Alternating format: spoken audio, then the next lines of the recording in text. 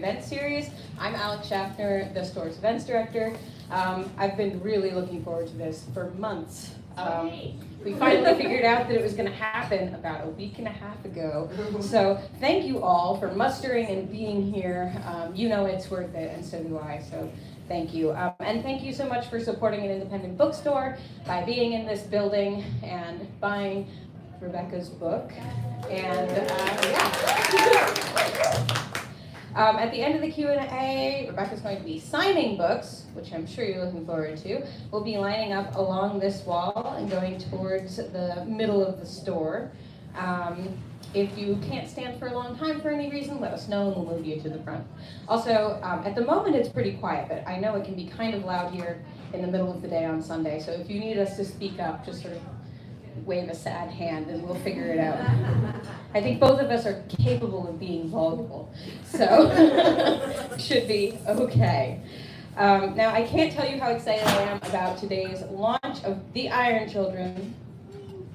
Yes, clap for it. If you haven't gotten to read this book, you know what? I've known you for years, and I've never had to say your last name out loud. Do you want me to do it first? Please do it. Yeah, it's Fraimow, like if you're hammering in a picture frame and then you hit your thumb. All right, The Iron Children by Rebecca Fraimow. Ow! If you haven't gotten to read this book, you are in for a whole series of treats in a novella that gives you perfect density of world building, excellent pacing, huge questions of autonomy and humanity, a dynamic landscape, both geographical and political, and some characters that I personally am obsessed with. Pargast. You don't know what this means, but trust me. I have had the enormous privilege and treat of reading this book, I think, 4 different drafts. 4 drafts, yes, the crit group says. And I am so happy to discuss it with the author in its final form. Becca is an author and archivist living here in Boston. Her short fiction has been featured in venues such as Kaleidotrope, Podcastle, and Diabolical Plots, as well as anthologies such as Consolation Song, Speculative Fiction for a Time of Pandemic, and The Long List, more stories from the Hugo Award nomination list. Little note there, Hugo Award nomination list. Long. And yet the best one on there. Yeah. The Iron Children is her debut novella, so please, everyone, welcome the wonderful Rebecca Fraimow.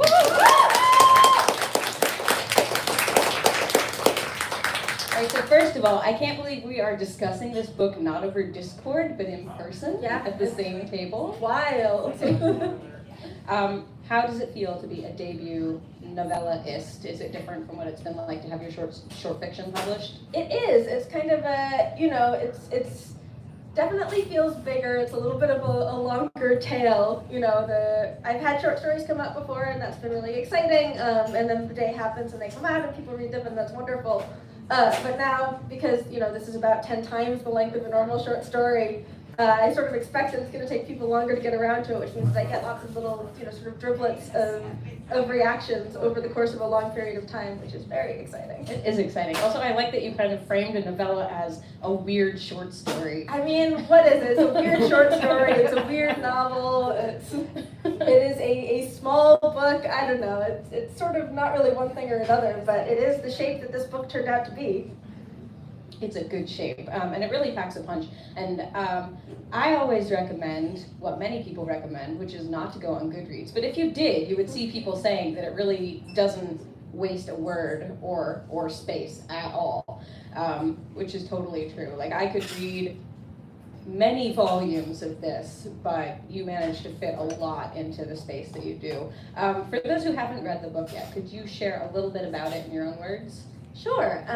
So it's about a military unit that's sort of commanded by someone experienced who gets removed from the picture fairly early, leaving the intern to take over, which is always a problem. They end up stuck on a mountain under sort of harsh weather conditions for a period of time. And there is in the group someone who has very different goals and ambitions for what's going to happen to this little group of people than the rest of the people that they're surrounded with. And then under sort of harsh weather conditions, things come to a head and nobody really ends up the way they expected. And that's really what happens. I decided to write mostly a people versus weather book, despite the fact that I'm bad at nature descriptions and bad at physical descriptions. I got a lot of assistance from that from many people, most of whom are here. There's a lot to talk about, as I said, with this very short book. So I want to start with a very simple question. What is humanity?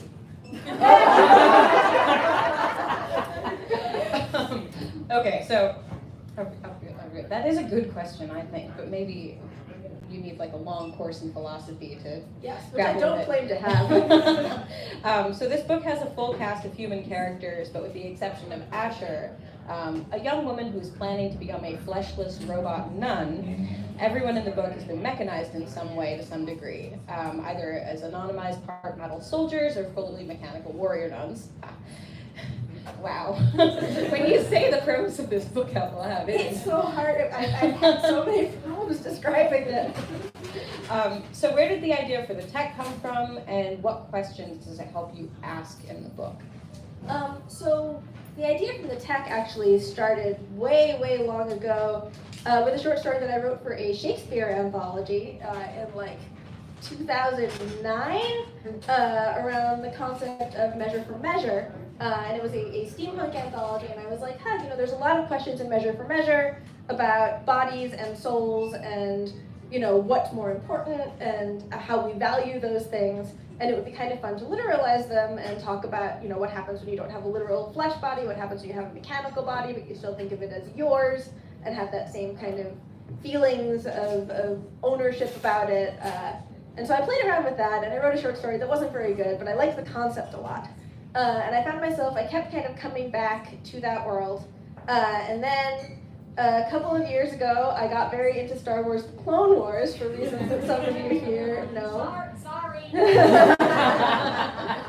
And, which is a show that has its ups and downs, but also has a lot of things to say, not always things that I agree with, about who and what is human and what increasing mechanization means for greater or loss of humanity. And I don't have answers for any of these questions, but I really enjoy putting a lot of characters who have different ideas about what these things mean and different opinions about what these things mean onto a page and letting them argue it out for me, and then letting other people decide what they think is right.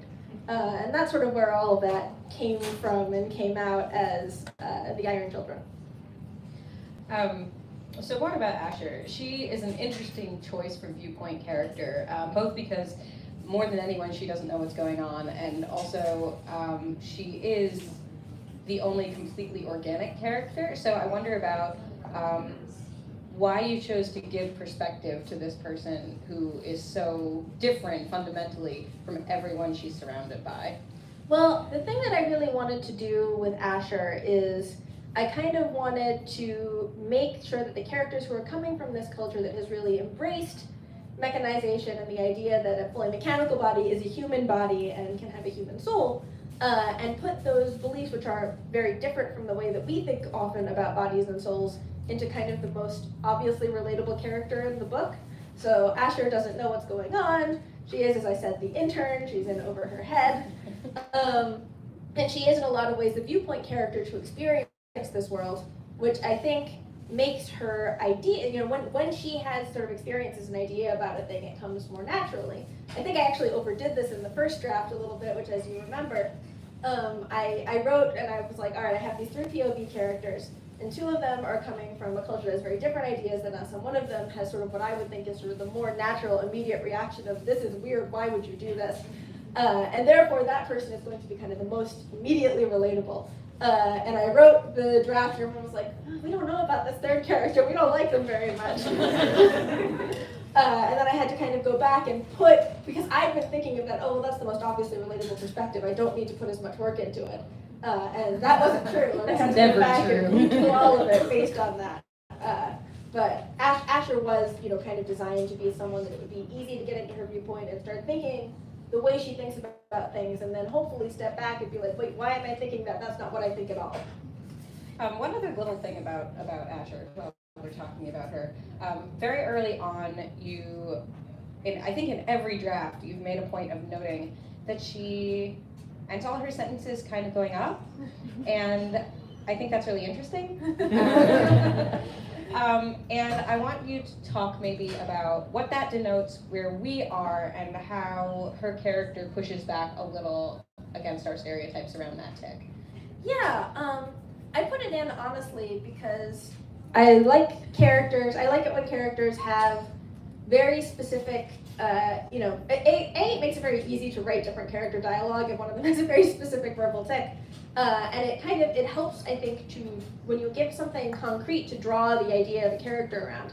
It helps to give that something kind of concrete, and it helps also to denote that this is a character who's sort of doesn't present as very sure of herself.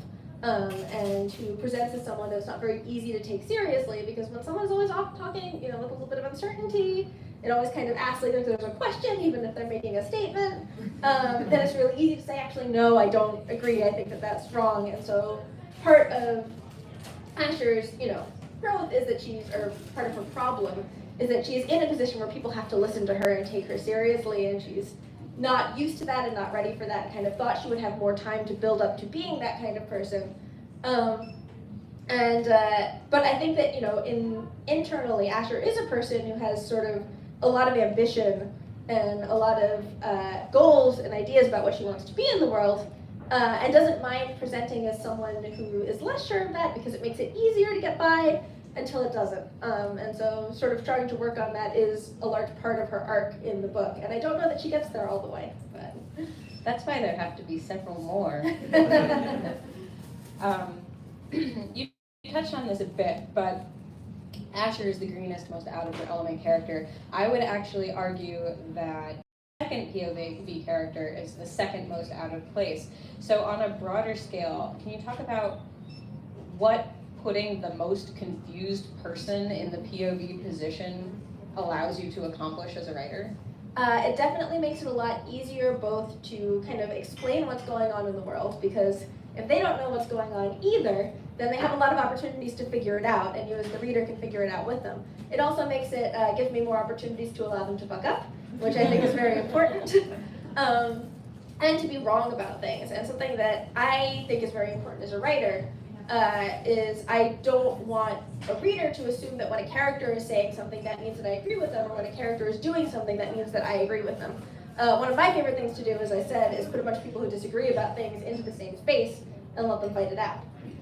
So having inexperienced characters who the reader can look at and be like, oh, I don't know that I would do that, or I don't know that I would agree with that, kind of allows more obviously that space for there to be separation between me as the writer and the characters on the page, doing things that make sense for them to do in the moment, either because whether or not they're good ideas, often they're not, and let the reader kind of move into that space in between and form their own opinions about things.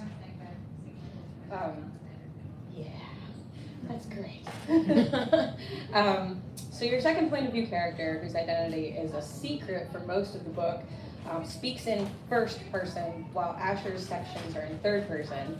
Why did you make that distinction? And also, and I put like 6 questions here. I'm going to read them all.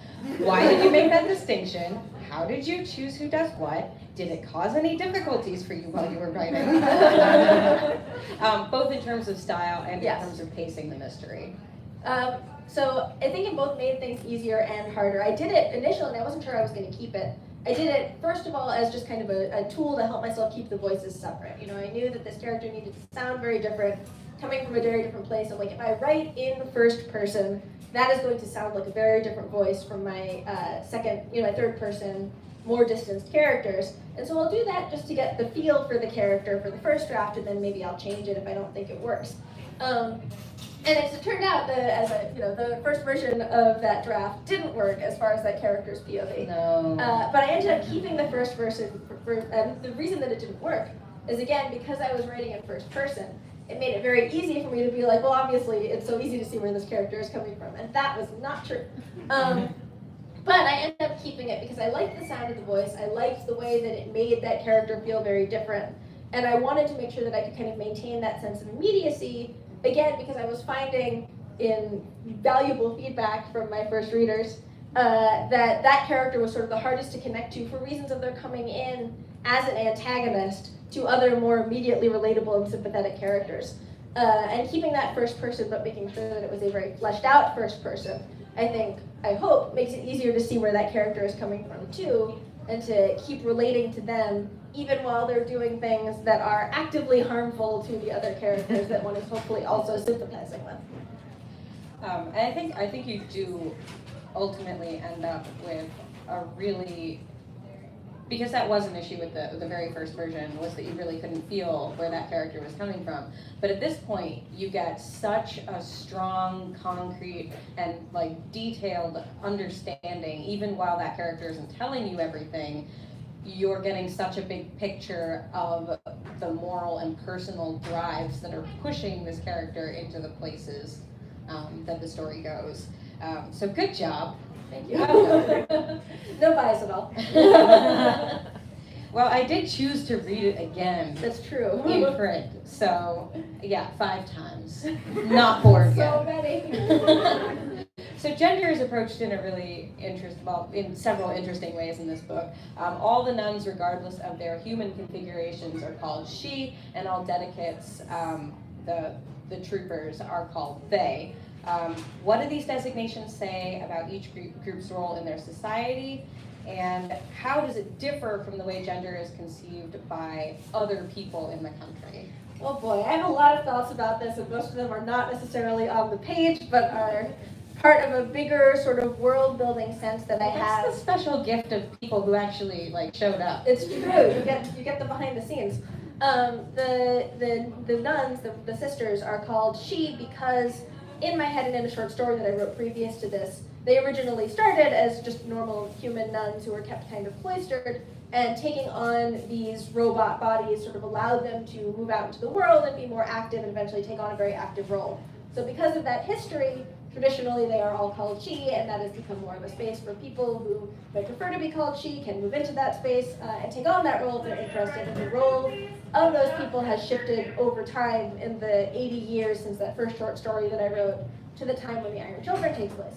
The dedicates are called they because in my head, in this theology, that's actually, they prefer, the idea is that holiness is kind of a lack of the body, being able to leave the body behind and, achieve sort of this spiritual realm where the body is irrelevant. That is meant to be true sort of for the dedicates as well. And therefore the use of the designation of they, the fact that gender is not intended to be relevant for them, kind of reflects that, or is intended to reflect that. But also it's messy because, in fact, the ones that are the most, that are considered sort of the ones who have actually transcended the body the most are these sisters who use she for this historical reason. So there's an inherent contradiction there that on my part is intentional, and I think kind of indicates some things about the way that the society works that is not the way that it's presented, or not necessarily the way that it's said to work. So it is complicated. I think that, if I write more in this world, I hope to have a chance to explore some more about how the dedicates, who are kind of given the gender of they, regardless of whatever birth gender that they have, feel about this designation. I think some of them are very comfortable in it, some of them are less comfortable in it, some of them kind of push back against it, and the one character who comes from outside this culture, or has a complicated relationship with this culture, has lived outside this culture, has a much messier relationship with it that I didn't really have the chance to get into within a 40,000 word novella, but would love to talk about more in a longer work, or where I have more space to do so. Next book, 600 pages. Oh God. Playing with ideas of gender is, I think, something we've seen more in sci-fi and fantasy lately. Are there any books that you have read that do this in particularly interesting ways? I mean, I think that one of the ones that I think shaped a lot of the way that other books that have followed do this now, I think in some ways successful and in some ways not, are the Ancillary Trilogy by Anne Leckie. I think the choice that Anne Leckie made to just use a single gender in the book is a really interesting one, and also ended up kind of dominating the discourse around that book in ways that I don't think Anne Leckie intended. And other things happen in those books. Other things happen in those books. But I do think that, sort of using that space and making that choice opened up in a lot of ways for other science fiction books to think in different ways about gender and to make different choices about gender. And of course, we are all inherently limited in the words that we have and the words that we use now. A member of our group who isn't here has written a really, really interesting book in which gender is associated with profession. And he's using 10 different words for that, but again, that's, you're limited by the number of words that readers are willing to learn and that readers are kind of willing to adapt to. So I think that, the use of neo-pronouns is really interesting. That's something that we're seeing more in science fiction these days, but you still, you can only think in the way that you can think. I think there's a lot more interesting work to be done, and that as people kind of keep pushing the boundaries and getting people more and more comfortable with reading different kinds of gender and pronoun usage in their works, we'll be able to see more and more interesting stuff as people build out on it.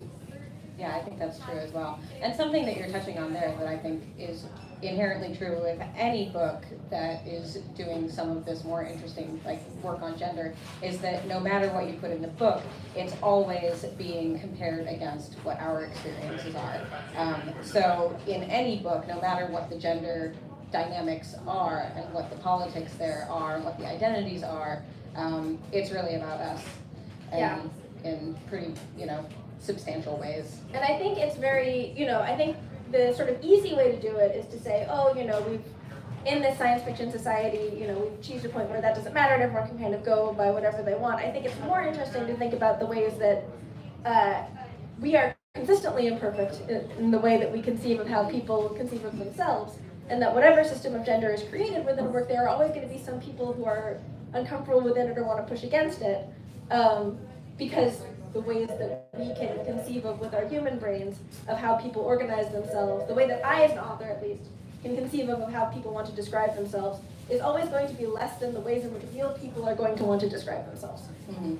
I had one more thought on that. What was it? No, it's gone. Okay. And I think also your approach to this is interesting because I think there can be an argument against making a world where gender doesn't matter at all, because I don't think that gender not mattering is actually the goal of all people, including all queer people. Exactly. So I think it's interesting to have that be sort of a direction that you go in, where it matters crucially, just in different ways than how we're used to. So something else that I've seen cropping up in a lot of fantasy and sci-fi is monastic orders. Really, there are lots of nuns and monks. Many of them genderless, which is very exciting. Amongst the bestsellers, I know you started this book while this was still sort of a nascent presence in the market. So I'm wondering what you think is drawing writers to this element and what drew you? That's a really interesting question. I mean, I think for me, honestly, the fact that I started writing this world in the context of Measure for Measure ended up launching me in the direction of nuns and monks. But I do think also that there's sort of an interest in different ways of living, communal ways of living, that are different from the ways in which we experience now, different from kind of single family units or whatever. And I think monastic community orders, or not non-astic, that's not the right word. These kind of community orders in which groups of people live together for a shared purpose are something that has been around for a while, are still presently around, provide a really interesting model for people to play with in setting up the idea of a different way in which people can live that is not the way necessarily in which most people live now. I don't know, that's just a guess though.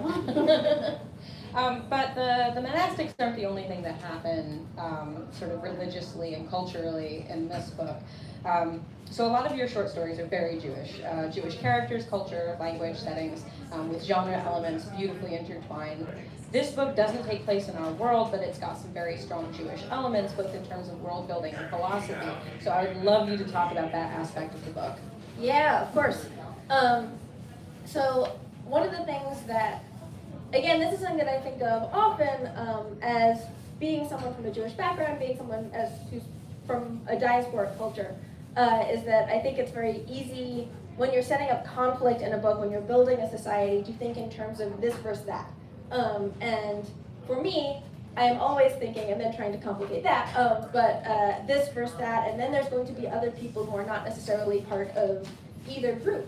And that's one of the big things that I think that shows up in Iron Children is this interest in making sure that, you know, when I'm setting up kind of a cultural clash, that not, you know, neither of these sides is a full entity in which everyone thinks or believes the same way, and that there is a representation of a third culture in there, which is ended up becoming a big, very, very big thread in the way that that's presented. And then I got really excited about making up religions.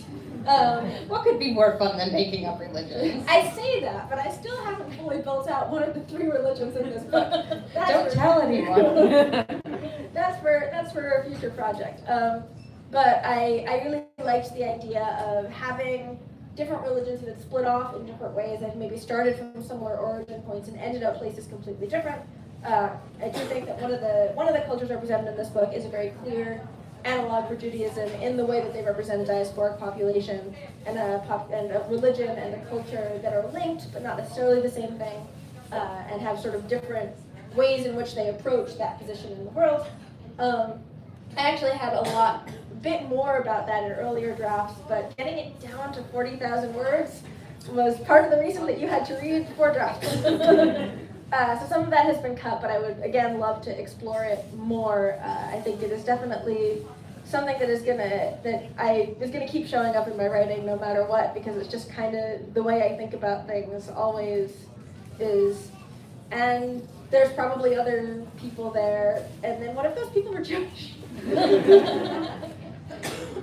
Seriously, I'm sure that a lot of you have already read some of Becca's shorter work, but a lot of it is available on the internet, and you should read it because it is some of it's some of the best short fiction I've ever read.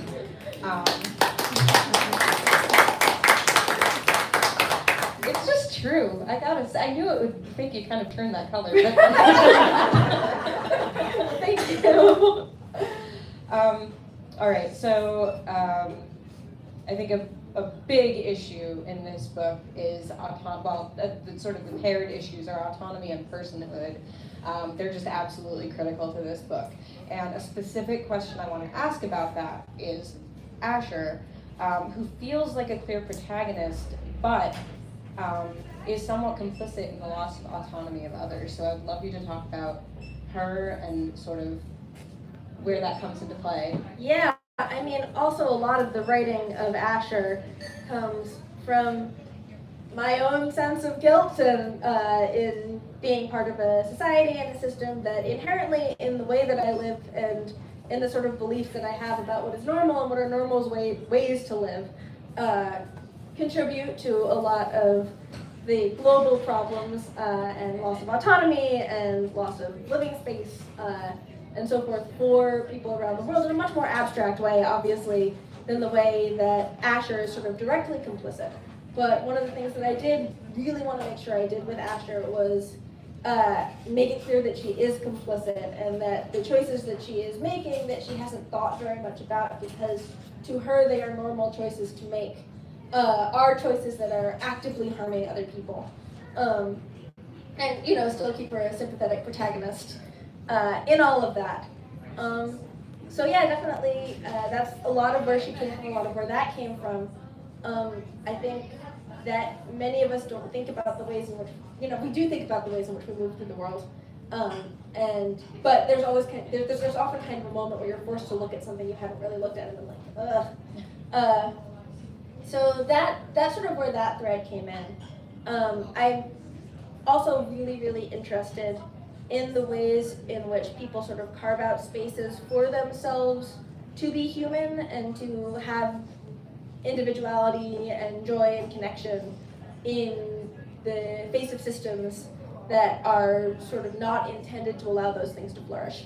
And so that is something that I also really wanted to try and make sure that I made space for in this book, which, you know, deals with some heavy topics, but I hope also has a little bit of kind of joy and humor and connection in it as well.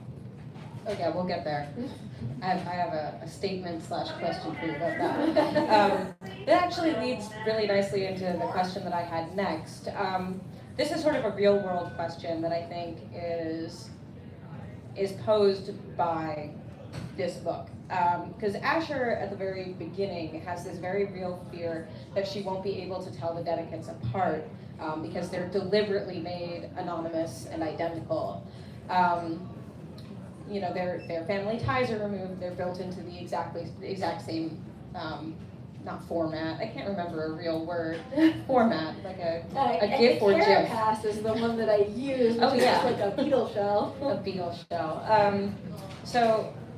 But they do stand out from each other, and I wonder if you feel like on a broader scale that dehumanizing and anonymizing people is sort of an inherently failed project. I hope it's an inherently failed project.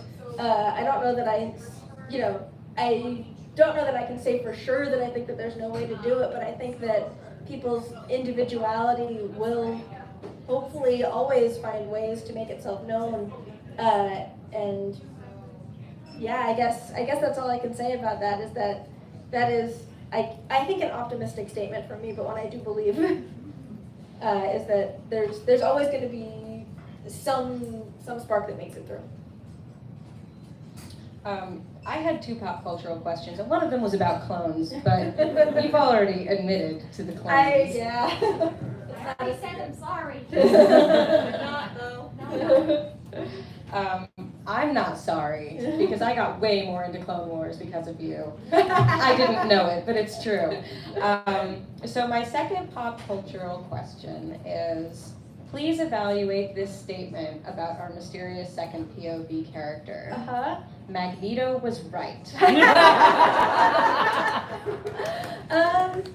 Yes and no. I think that to a certain extent, yes. But I also think that indicates more agency and individual ambition than I think that character necessarily, like that character also is coming from a system and has really valid reasons for doing the things that they're doing and personal reasons. But I don't think until maybe, I don't think that's necessarily true for the second POV, for the first person POV character whose name we are not saying.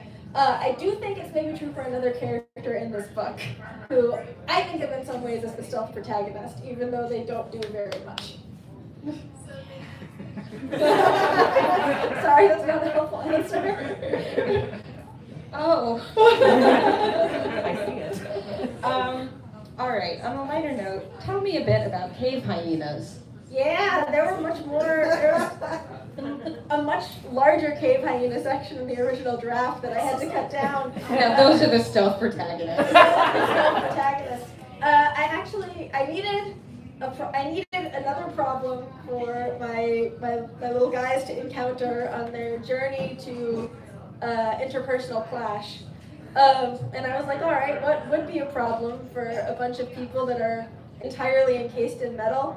I guess I'll Google animals that can bite through metal.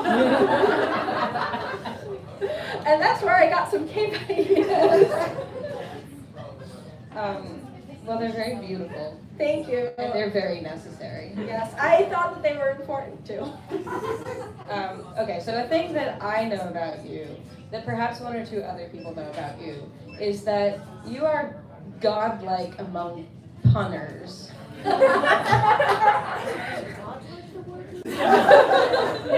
Yes. Some deities are dangerous. So are there any puns that got axed from the book or in potential titles that you can reveal? Oh my God. The one that I tossed around in my own head but did not even actually suggest was, isn't it ironic?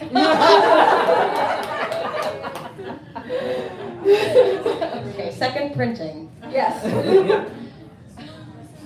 I'm sorry, I'm trying to move on from that, but I can't. I've gotten to see the book, as we've said, at many stages. It was always good. It's ended up very tight, impactful, and rich. What was the editorial process like for you, both before and after the manuscript was acquired? And what is your editorial process like? What happens in rewrites for you? So generally speaking, I'm a very linear writer. I go from the beginning to the end, and my first draft is usually, I'll write an outline, I'll get to a certain point, I'll be like, oh no, that doesn't make any sense anymore, I'll rewrite the outline to the end. I'll get to another point, I'll be like, that still doesn't make any sense, rewrite the outline, and then get to the end. And that's the writing process. I'm not a fast writer. The first draft of this book, I think, was begun in 2018, which was a long time ago. And it came out in a shape that I sort of broadly liked, but had some major flaws, at around... I like that you pointed to me like I just sat there chest. Many people were very, very supportive of my were very helpful, and also had some helpful suggestions. Anyway, the first draft came in at about 48,000 words or so, and I went in, and going back, I was like, all right, I know I have these big picture things I need to address. I need to rewrite this whole POV. I need to add some more background info. I've decided some things over the course of writing the draft that were not necessarily true at the beginning of the draft, so I need to add that in. And also I need to, while adding in all these things, somehow make it shorter, because the length of a novella is 40,000 words, and that's pretty hard. So I went in, I did a second draft, and I did all those things. And that was pretty much, starting from the beginning, just going through the whole text and making those changes where I could, and almost entirely rewriting one of the 3 POVs. The other 2 were just, kind of me adding tweaks here and there. And that got it into a shape that I felt was pretty reasonable, but still too long. That was like 45,000 words. So then I went through again, just taking out as much as I could to try and squeeze it down into 40,000 words. And everyone says very complimentarily that now it's very tight. Which I think is true, and probably makes it better, even though in my heart I wish I could have left it at 45,000. I think that would have been perfect. And then that was the point at which, once it had kind of gotten down as short as I personally could get it, and as strong as I personally could get it, with a lot of help, that's when I sent it off to my agent, and then it got acquired pretty soon after that. And then it went through one final round of, really get it as small as you can. And that brought it down to just under 40,000 words, and that is the shape that it is in right now. And if you haven't bought it yet, you can get several copies right over there. We are just about to move on to your questions, but are there any projects that you're allowed to tell us about, or are you a woman of secrets? I can actually just now say, as of last week, that I'm going to have a novel coming out next year. It is very different from this. It is a queer rom-com in space about con artists. Many more jokes. At last, she's free. At last, I'm free. It's very silly, but I had a lot of fun writing it, and I hope that anyone who reads it has fun too. What's the title? As of right now, its official title is Lady Eve's Last Con. There were puns for that one too. There were so many puns for that one. Do you want to share any of the titles that you had in mind for it? No, I actually have like the world's worst memory, so I don't remember what I said, but I do know that it was very good. It was. I think my actual favorite pun, though, I think it might have come from Emmy, was "Sister, can you spare a crime?" All right, well that rounds every question that I had right out. Let's hear from all of you. Raise your hands. So when you're writing sci-fi or spec you get to come up with delightful creations like mechanized fleshless battlemen and cave hyenas. So both from... The cave hyenas are real. I looked them up on Google. They might be extinct, but they did exist. They do exist in one, definitely are. So from your short stories and your upcoming stuff, what are some of your favorite creations that you've gone with? Oh boy. So in the novel that I have coming out, I had a lot of fun just going full ham on like extremely nonsense over consumerist, like flamboyant, rich people space culture. So they go to the anti-grav opera. which is just, you turn off gravity for fun because you can, but then you turn it on, people float around in little boxes. And then I had another beach planet that's just a fake beach that people have made so they can go to the beach and it's always exactly the right temperature and there's always these perfect little artificial waves. What is the right temperature? Answer Oh, no. correctly. The ocean? There is no correct answer for this group of people because half of you will say 50 degrees and the other half of you will say 80. I guess I would say for me, 72. All right. Tell me a bit about one of your favorite non-point of view dynamics. I just want you to talk about a character. Oh yeah. Really like There is a character who the one that I think is sort of the stealth protagonist in some ways, named Castabella, who spends the entire book very, very angry, which was very fun for me to write because I love writing angry people. And it doesn't do very much because they're sort of making a principled stand of not. They're very angry and very depressed, so they don't say very much until the end. When they sort of make their feelings known in an explosion that was very fun for me to write. And then I think change the course of some things in a way that will be, I think, very fun for me to write in the future if I get to write any more in this world. So that's the one that I think of as the self-protagonist, even though they're not necessarily my favorite. We need like a change.org petition. Let Becca write another one.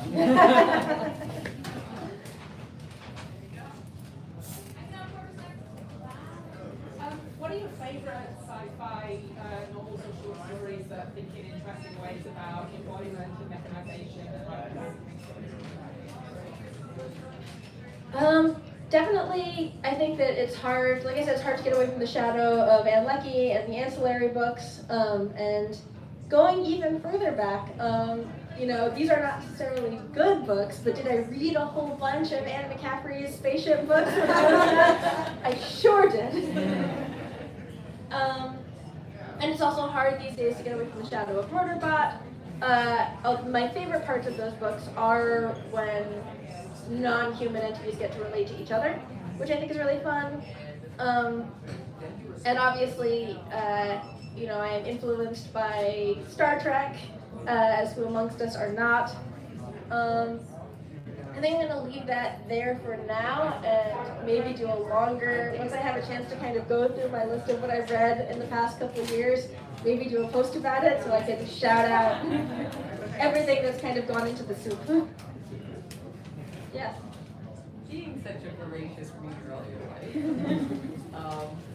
now that you know how the sausage is made, has it changed your, the way you read a book? And can you stop yourself from reading and thinking about the sausage making? That's very difficult for me to do, actually. It's hard to turn off sort of crypt mode of if I was in a crypt with this person, what suggestions would I offer?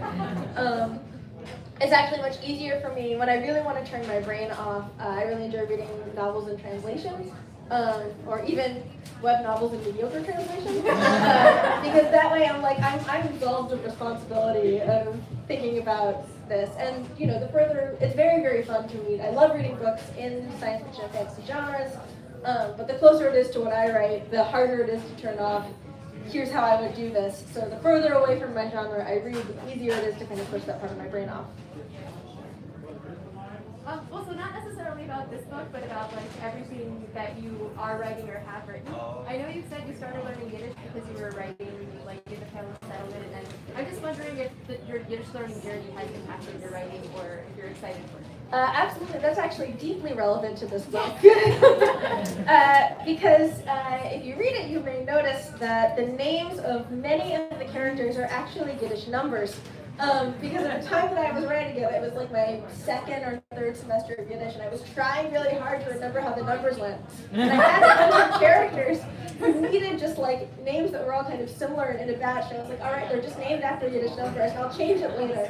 And then I didn't change it later. I was like, yeah, this is part of the world building now. The person who named them is also being really uncreative and just picked a numerical system. I love this because Asher is so upset when she figures that out, and it feels like a really pointed comment on your behalf, on your part, and No, it's just what you were learning. And the only person to actually, I was like, surely along the way, someone is going to make me change this a little bit. And the only person who picked up on it was at the final stage, my editor, who was not the person who bought the book, but has been the person working with me on it, who, messaged me, left a comment in the draft. It was like, I think you need to make these just a little less obviously just Yiddish numbers. A second world, can we change them a little bit? And they are now changed a little bit, but I still think pretty obvious. Amazing. If this is a role-playing party, which one have play? I have, this I'm is going to repeat that one. If this was a role-playing party, which one would she play?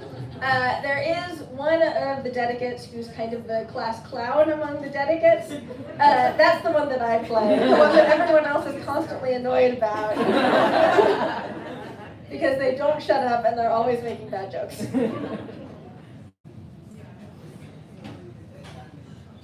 Raise your hand. You can do it. Big fan. This kind of theme for lots of your work. You like to write characters that make mistakes and are sometimes very stubborn about it. What is your favorite thing to do with these characters who make mistakes? Is it for them to realize it's a mistake, or to have them go on that journey going, I'm right, and see how far you get them with the Oh, I like both. I love it when a character does something and then immediately is like, oh no, I fucked up. And I also love it when a character is really, really convinced that the thing that they are doing is the right thing to do up until the point that they run into a wall. I don't know that I have a favorite, but the running into a wall is so satisfying.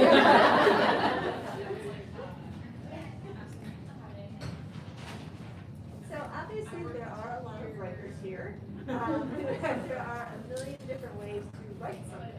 But if you just want to talk a little bit about your writing process and what works for you and what doesn't. Definitely one thing that works for me is being able to send things to people, many of whom are here, and get their first takes on it, which is very helpful for wanting to actually continue with writing the thing ever. Also, setting down for being like, I'm going to write for this amount of time, which is also something I've done with several people here. And just pushing myself to do it. There's always times when it's easier and when it's like, oh, I know exactly what's going to happen next and I can't wait to get to it. And times it's like, I'm just writing direct until I get to a point where I know something that's going to happen, and I just got to wade through it until I hit that point. So it kind of waxes and wanes as to what works and what doesn't, but being part of a community is huge. Any last questions? Actively shaking your heads. Okay. All right, I think that's it. Thank you all so much for being here. Thank you, Becca, for writing. Oh, great.